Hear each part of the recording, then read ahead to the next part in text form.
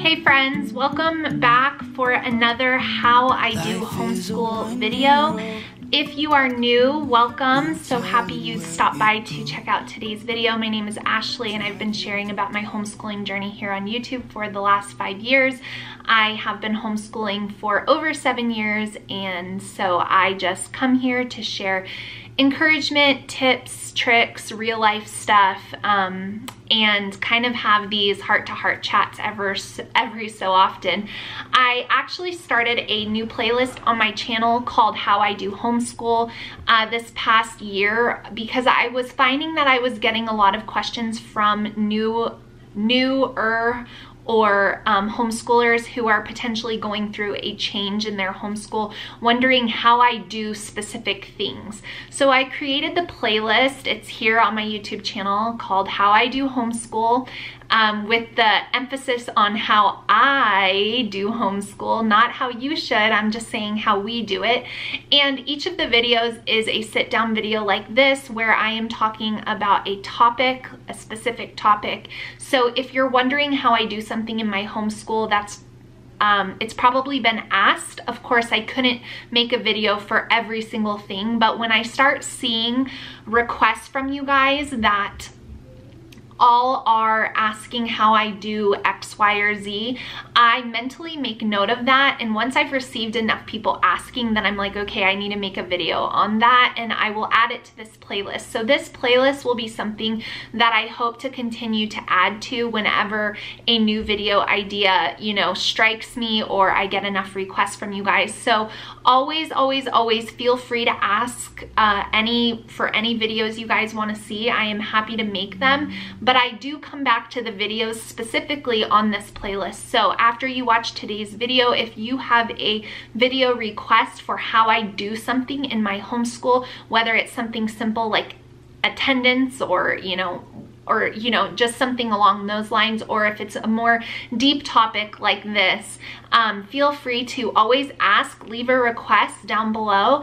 And if you are someone who is looking through the comments of this video and you see like, oh, I would love to hear Ashley talk about that or explain how she does that, then go ahead and hit like on that person's comment. That way I know I'll be able to see, oh, there's been 20 people that want me to make a video on that, and then it lets me know that that's something you guys want to hear me talk about. So today we are going to be talking about how I do homeschool through the hard times.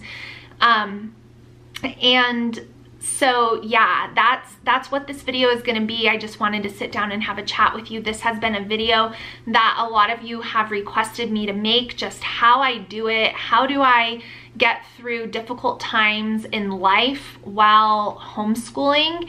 And so I figured I would just share with you guys what I've done in the past and where my heart's at, and hopefully it will just encourage you, and if anything, make you feel not alone in the struggle to homeschool during difficult seasons. So that's all this video is going to be. So we are going to jump in and I will tell you guys how I homeschool through hard times.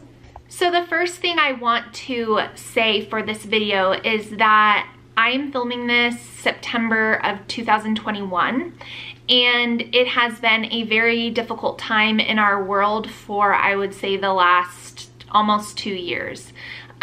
So I think that a lot of homeschoolers who were homeschooling before the last 2 years can definitely feel a difference in their homeschooling days based on things that are happening in the outside external world. I think if you just started homeschooling over the last 2 years as a result of what's gone on in the world, I think your experience is going to be different beginning to homeschool in a difficult time like that. You won't necessarily have the comparison of what it was like before that, so you may not even realize that you feel differently than you did before. I hope that that makes sense. So I think that there is this heaviness, this weight, this feeling of burden because of what's going on in our world. And naturally, as moms, that is going to affect us. So I think this question can be taken two ways. I think we can talk about that. And then I think we can also talk about the practical side of homeschooling in life and job changes, moves, new babies, job loss, like sickness, you know, anything like that. I think there's two parts to this question. So I'm gonna do my best to share what I do. Again, this is what I do, and I'm not telling you to do this. I'm just saying this is how I do things. So regarding the more situational things, moving, babies being born, you know, even death, even sickness, you know, all those kind of things. How do you homeschool with that going on? I'm gonna just tell you guys, there's not an answer for that. There's not a one-size-fits-all answer for that. You have to, as the homeschooling mom, assess whatever situation is presenting itself to you and determine what you feel is best for your family. There isn't like a one, like definitely keep doing school or don't do school. There isn't a black or a white answer here. There isn't a right or a wrong. Each situation is going to involve you prayerfully seeking God on what is the right choice for that time.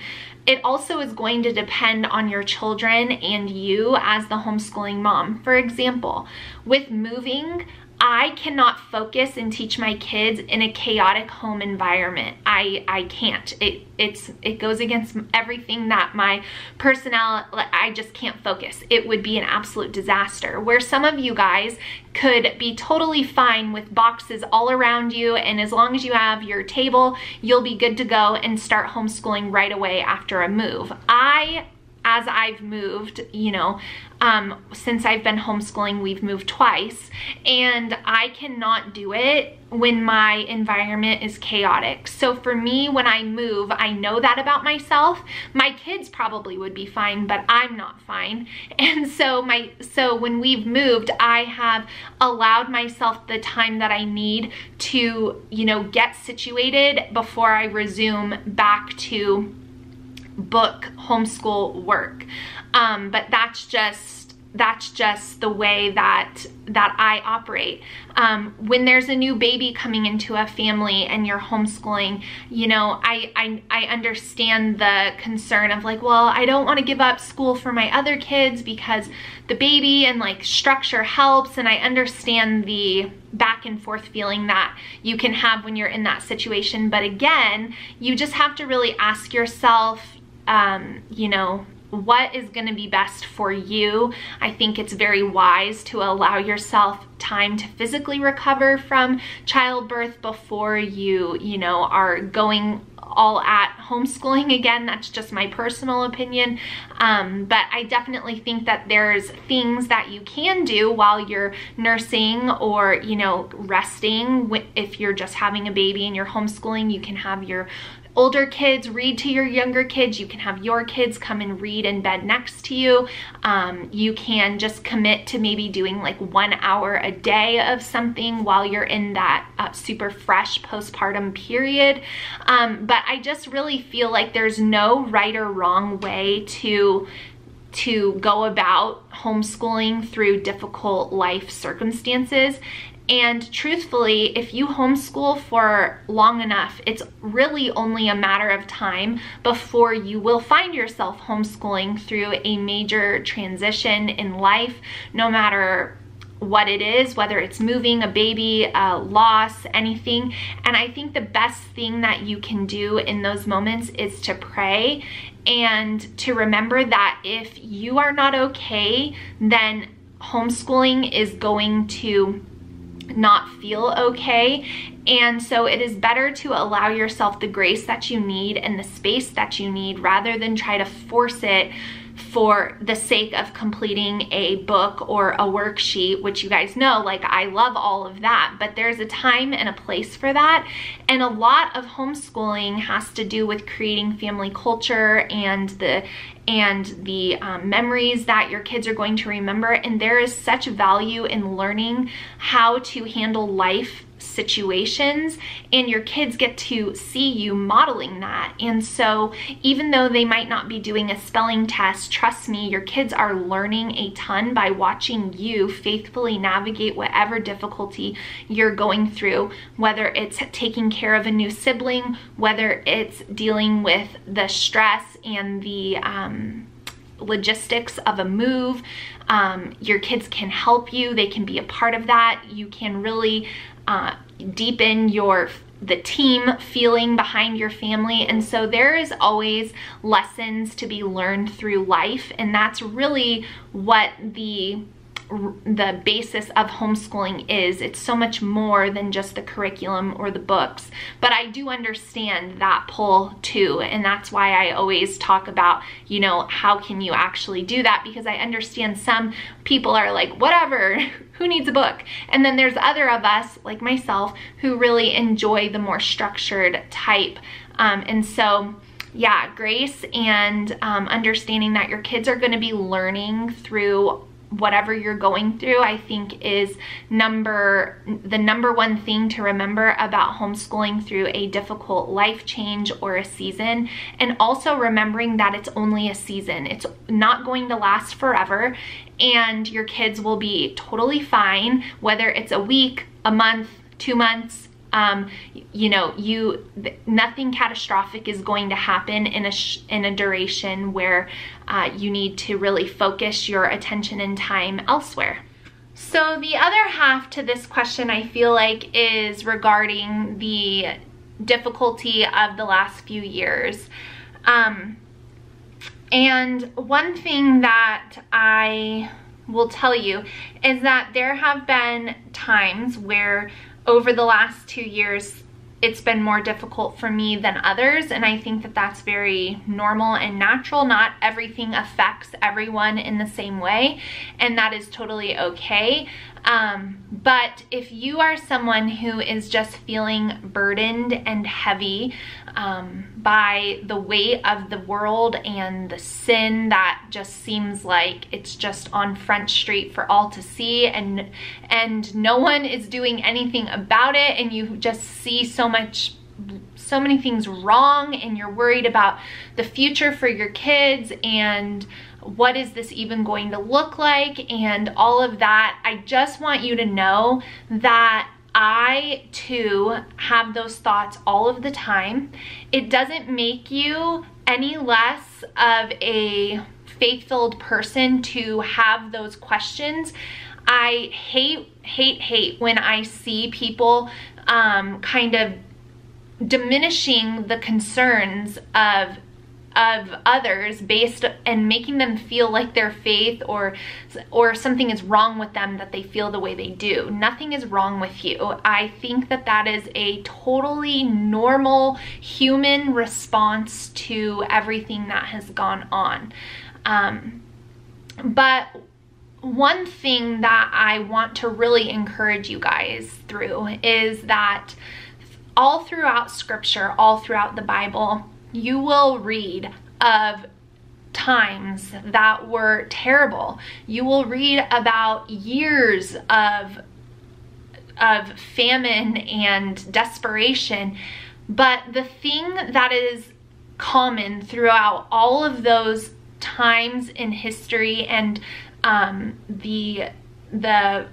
the books in the Bible where you read through that is that the people in those times never stopped living. They didn't stop having children. They didn't stop doing the work that was there for them on that day.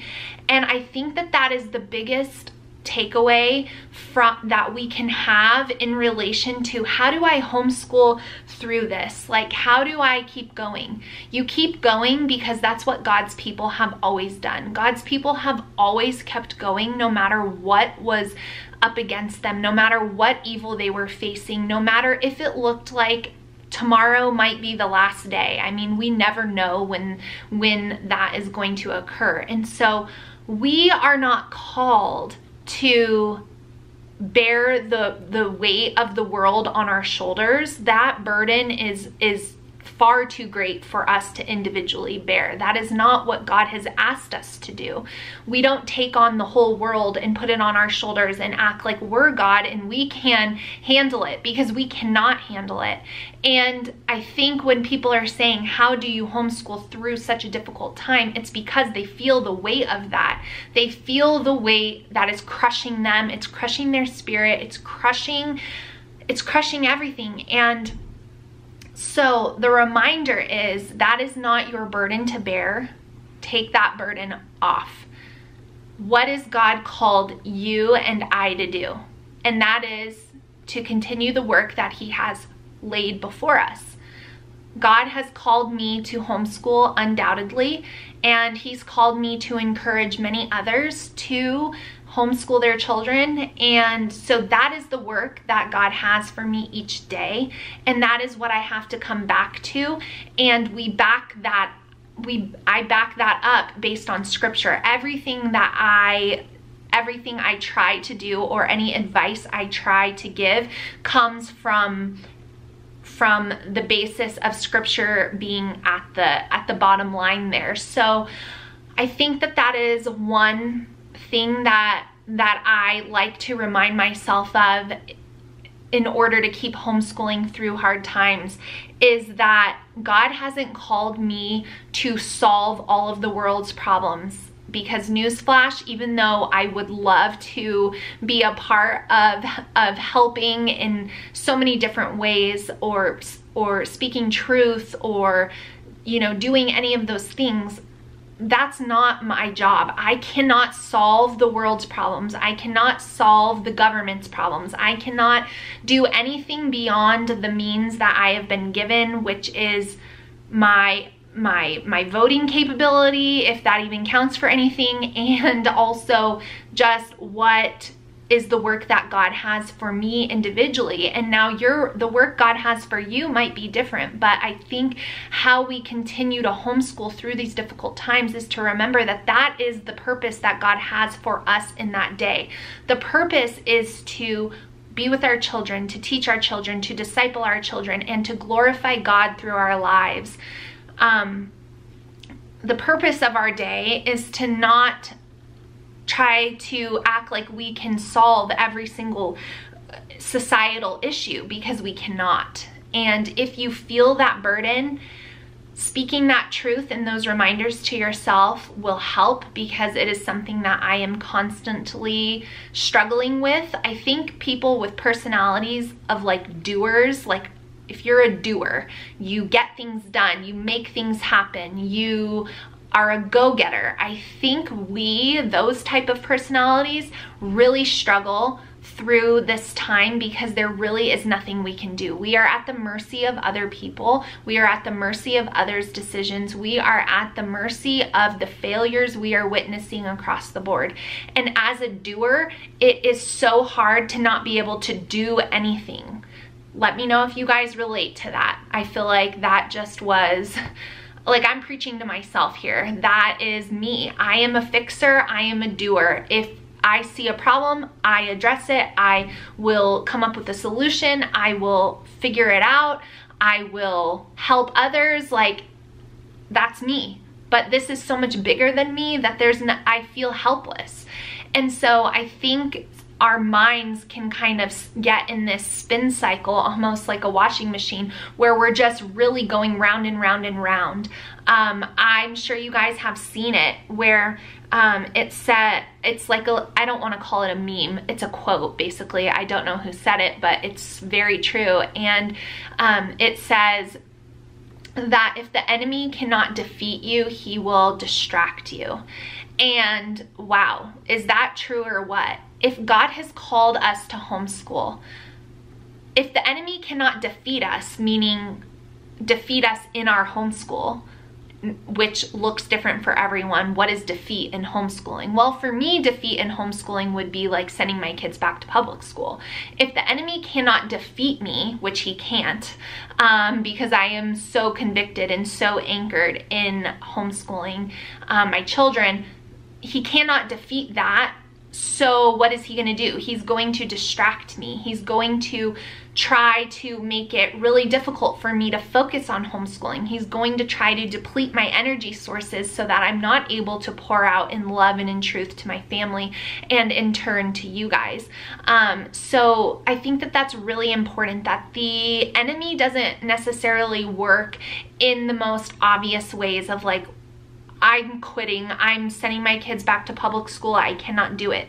Some people will be there, but not everybody. Sometimes it's more like, I'm gonna come in and really just get your attention over here, because if your attention is over here, it's gonna really it's going to defeat you and frustrate you. And then if you're defeated and frustrated, then you're gonna be short and impatient with your kids. And then you're not gonna get into those really great conversations that you usually do, which point your children to Christ.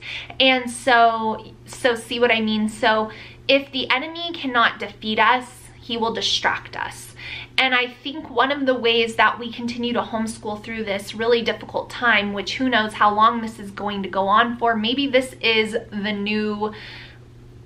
our new reality. I will never say new normal because nothing about this is normal, but maybe this is the world that we are going to be living in. How are we going to continue forward? And one of those ways is not letting the enemy distract us. And the other way is what I just said, and it's remembering that it is not our job to solve the world's problems. We cannot solve the world's problems. God has work for us for that day. And as long as we are living, you guys, our purpose here on earth is to glorify God. It is to glorify Him through our lives, through our choices, through our words, through our actions. And at no point in the Bible is there ever a point in Scripture where we are given permission to stop doing what God has called us to do because we are living through a difficult time. Like, there's nowhere in the Bible that talks about that. Everything is keep going, keep pressing on, keep persevering, keep being bold, keep speaking truth, keep loving others, keep preaching the gospel, keep going. So how do we keep homeschooling through the difficult times? We remember that this is a call from God, and the call from God is to glorify Him. And we have to keep pressing forward. We have to, no matter what. And so when I repeat those truths to myself, and I pray that as I've repeated those things just now here filming this video, and you hear them, I pray that it encourages you, it stirs your spirit, it pushes you forward, like, yes, that's right, yes. Now, on a more practical side, I do think that there are things that we can do that will help us to be able to focus a little more on our homeschools and not be so distracted by everything else. Now, I am not going to tell you to get off of social media, because I don't think that that's what we need to do. Imagine if every Christian left social media, what the outcome of the last years would have been. There would be so much more misinformation. There would be no truth being shed on certain things, and it would be very catastrophic. So I do not think, and in a time where they're trying to suppress certain voices from coming out and speaking about certain things, I don't think that the time is now for there to be a mass exodus of social media. I think that the light needs to continue to fight to shine in the darkness there. But I do think that you can be smart, and you can choose who you follow. You can choose how much time you're spending reading about current events. I am also not going to tell you guys, like, who cares? Jesus is coming back. It doesn't matter, because it does matter. And yes, Jesus will return, but we also have to make decisions in the day-to-day. And so ignoring the current events in order to self-preserve, I don't think is the right answer either. I think there has to be a moderate approach to it. I do think that everybody should be informed on what is going on around the world, not just in your state or your immediate area.